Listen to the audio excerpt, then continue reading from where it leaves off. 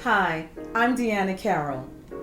Every year, during the month of February, the nation celebrates the achievements and contributions of African Americans.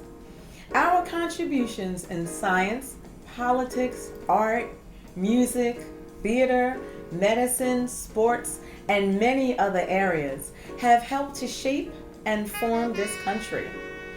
Every notable figure represented here had a journey steeped in controversy, struggle, and perseverance. They drew on their faith, on love, and their talents, and they were victorious in their quest. Their resiliency was evident time and time again. Please enjoy our tribute of notable Black figures. A free bird leaps on the back of the wind and floats downstream till the current ends and dips his wing in the orange sun rays and dares to claim the sky. I love my husband, but he don't understand how it feels to be a slave. He says, we don't need to be going up north. We's fine right here. He says, we gonna buy my freedom someday. He don't know what it's like to be loaned out. Since I was 12 or so, I've been a field hand, plowing and hauling. I've been beaten for taking a sugar cube because I was hungry. Whipped because I ain't moved fast enough. My head still ain't got no better since I was hit by the overseer. Now I get the spells. I just don't mind none because I know my vision and dreams is signs from the divine. But a bird that stalks down his narrow cage can seldom see through his bars of rage. His wings are clipped, his feet are tied. So he opens his throat to sing. He don't want to go. I'll go by myself. The good Lord will take care of me. He told me to take care of my people so long as I live, and so I do what he tell me to do. The cage bird sings with a fearful trill of things unknown but longed for still. And his tune is heard on the distant hill, for the cage bird sings of freedom. I hear that up north, eyes could be free, and me and John could have a life together. Folks is trying hard to get away. I heard that a slave had himself nailed in a wooden box and mailed from Richmond to Philadelphia. I told John this, but he say that the slaves is crazy. He say that why they want to leave here. They eat, they got a roof over their head. I loves him, but he still don't understand. A free bird thinks of another breeze, and the trade winds soft through the sighing trees, and the fat worms waiting on a dawn bright lawn, and he names the sky his own. But a cage bird stands on the grave of dreams. His shadow shouts on a nightmare scream. His wings are clipped, his feet are tied, so he opens his throat to sing. I told him, they gonna take me from you, John. I said, let's go north. Then we both can be free. He yelled out, I lives here. I ain't going north. I done told you. And you ain't going neither. The cage bird sings with a fearful trill of things unknown but longed for still. And his tune is heard on a distant hill, for the cage bird sings of freedom. There is one of two things I got a right to, liberty or death. If I can't have one, I'ma have the other. In April of 1963, in spite of his shattered dreams, Dr. Martin Luther King Jr. journeyed to Birmingham, Alabama, along with several other civil rights activists.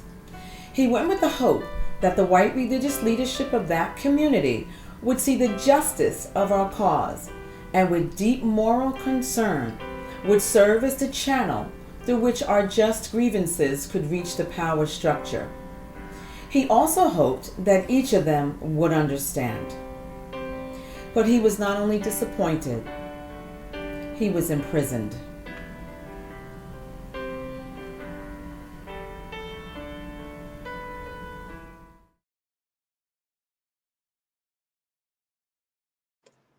Last night, I had a dream that I was living way in the future. It was more like a nightmare. I saw that despite the best efforts of myself and those who stood with me, that in the future our nation is still steeped in racial inequality and social injustice. Tensions are still high. People are still being persecuted, beaten, and killed because of the color of their skin and their beliefs. Freedom does not ring for all. This dream showed me a world full of sickness and a country finger-pointing and blame-shifting. I was extremely disappointed to witness how Americans have chosen to conduct themselves. I am further disappointed in the leadership of our great country, bringing people together to intercept the government.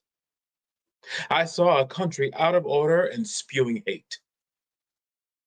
As I sit in this jail cell, woke to the realities of my lifetime, I write for the cause of peace and brotherhood. I strive to create a climate in which we can move positively together. We are the United States of America and not the divided states of America. We must turn to each other and not on each other. Let us all hope that the dark clouds of racial prejudice will soon pass away, and the deep fog of misunderstanding will be lifted from our fear-drenched communities, and in some not too distant tomorrow, the radiant stars of love and brotherhood will shine over our great nation with all their scintillating beauty. I have a dream. I'm coming out. And yes, she did, in full diva style. She let the world know that it's my turn to see what I can see. She has spent decades reaching out and touching somebody's hand because there ain't no mountain high enough to keep her from getting to you. All she asks is that you come see about me because my world is empty without you. Let's not keep you hanging on. Ladies and gentlemen, Ms. Ross, the boss.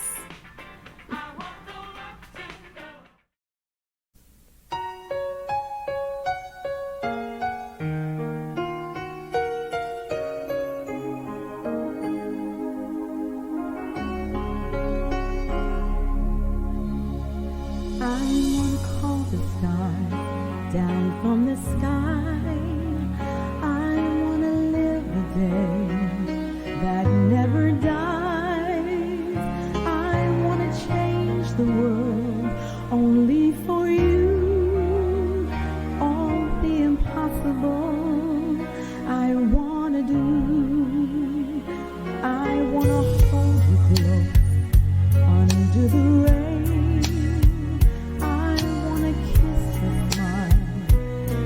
Feel the pain. I know what's beautiful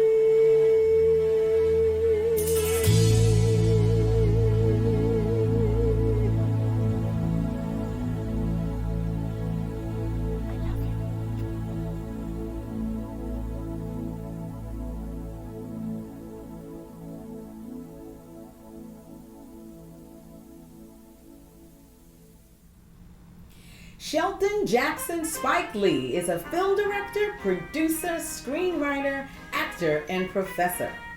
His production company, 40 Acres and a Mule Filmworks, has produced over 35 films since its inception in 1983. Spike Lee's great-great-grandmother was a slave. Yet, she was a college graduate in the Spelman class of 1917.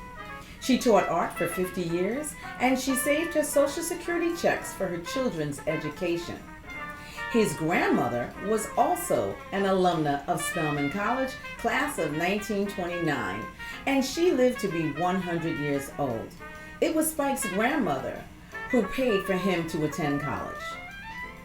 He didn't always dream about being a director. In fact, he didn't know he wanted to do something with film until the summer between his sophomore and junior years at Morehouse College in Atlanta, Georgia. All directors are storytellers, so the motivation was to tell the story I wanted to tell. That's what I love. It's just that, for some reason, people think I'm this angry black man walking around in a constant state of rage and just, trying to tell a good story and make it thought-provoking, entertaining films. I just try and draw upon the great culture we have as a people, from music, novels, streets. In the late 80s, I wrote, produced, directed, and starred in a film called Do the Right Thing. It's a story of simmering racial tension between the Italian Americans, African Americans, and the Bedford-Stuyvesant section of Brooklyn. And man, I tell you, the late 80s was not the most pleasant as far as race relations go, especially between African Americans and Puerto Ricans and the NYPD. There were many instances where honest brown people were murdered by NYPD. And unfortunately, it hasn't stopped. That was really the impetus for this film. But what a lot of people don't know is I really had the title before I had anything else. I just knew that the film was going to be called Do the Right Thing. What I like about the title is that everyone has their own interpretation of what the right thing is. Not only in the audience, but in the characters in the film too. I love to go to theaters all across the country and watch the film. I'd sit in the back, put my cap down, then I stand out in the lobby and listen to the debates, the arguments, and the exchanges. And that was really what I was trying to do, spark discussions and exchange ideas about race. We live in a shaky time in the world right now. The things in the film are still going on, which still makes it relevant. Let me tell you a story of the right hand, left hand. It's a tale of good and evil, hate. It was with this hand that Cain iced his brother. Love, these 5 fingers, they go straight to the soul of man. The right hand, the hand of love. The story of life is this, static. One hand is always fighting the other hand. And the left hand is kicking much ass. It looks like the right hand, love, is finished. But hold on. Stop the presses. The right hand is coming back. Yeah. You got the left hand on the ropes now. That's right. Oh, it's a devastating right, and hate is hurt. He's down. Left hand, hate, KO'd by love. It's just a little story I heard once, and I thought it was relevant. And I wanted to share it with you. Peace from Brooklyn. Next up, love and success. There always seems to be a price to pay to have them both. But it's all about how you keep it together, how you make it work. This next couple, they're the epitome of that.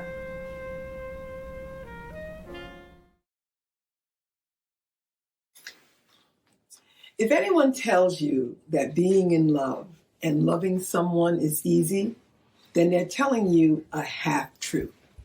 There is an easy part, the emotion that tugs at, captivates, and dwells in your heart. It's the emotion that attracted me to a man named, of all things, Barack Obama, and that eventually made me fall in love with him. We married in 1992. So what's the hard part, you might say? Well, the hard part is the commitment to one another and to the marriage. No set of vows can fully express that commitment. However, there is a glue, and that glue is respect. It is my personal opinion that you cannot love someone if you do not respect them. It is no secret that I wasn't thrilled when Barack said he wanted to run for president of the United States. My emotions ran the gamut. I had trepidation, bemusement, exasperation, and then merriment. The merriment came after Barack explained to me why he wanted to run for president of the United States. This man that I respected because he fully embodies all of those traits that the world has gotten to know. He gave me a concise and clear answer. And my response to him was, honey, that was a pretty good answer. Thus began an arduous journey, which led Barack, my friend, my love, my husband, to become the 44th president of the United States. However, in hindsight, I am quite aware that the presidency was not Barack's toughest job. Barack's toughest job was remaining a loving and supportive husband. And he passed this with flying colors. I never doubted Barack's love for me. He held my hand. He arranged date nights. He embraced me in public and private. And he let the compliments flow. But it was his appreciation of my intellect and my opinions. In other words, his respect for me. Barack loves his country, and Barack loves his woman. Eunice Kathleen Wayman, known professionally as Nina Simone, was a singer, songwriter, musician, arranger, and civil rights activist. In the 1960s, Nina was part of the civil rights movement. She's quoted as saying, "I was always a politician from the day the civil rights people chose me as their protest singer."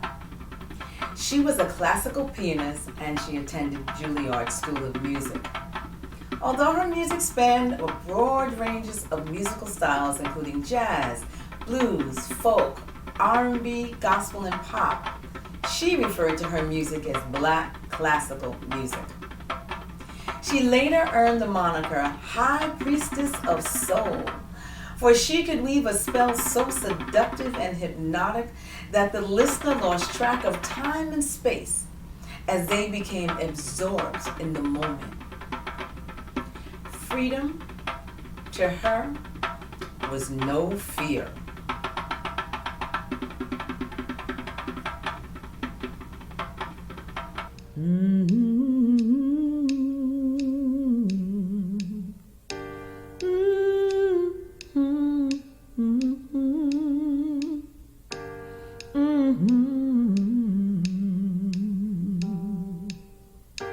Birds in the sky, you know how I feel.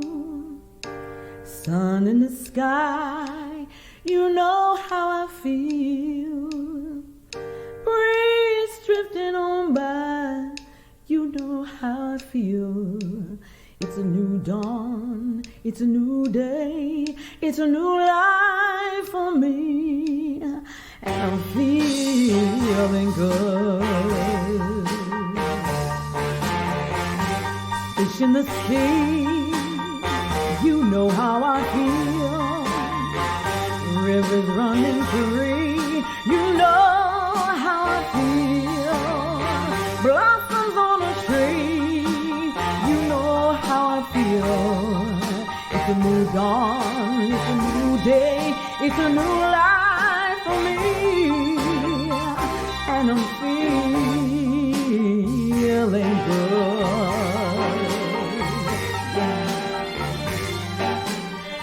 Dragonfly out in the sun, you know how I feel, don't you know? Butterflies all having fun, you know what I mean. Sleep in peace when day is done, that's what I mean. And this whole world is a new world and a bold world for me. Yeah. Stars when you shine, you know how I feel. Scent of the pine, you know how I feel. Oh, freedom, freedom is mine, and I know how I feel. It's a new dawn, it's a new day, it's a new life for me, and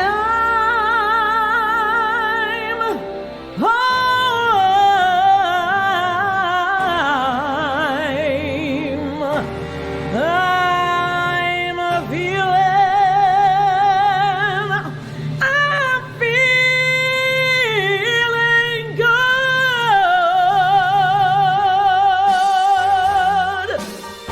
Oh, freedom, freedom, yes, I'm free.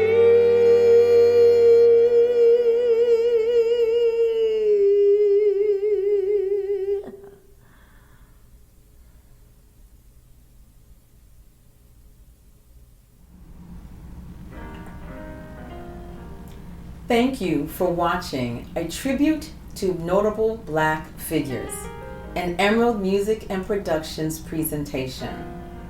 We hope that you've been educated, entertained, edified, and encouraged. In the words of Dr. Martin Luther King Jr., we may have all come on different ships, but we're in the same boat now. So until next time, be well, stay safe.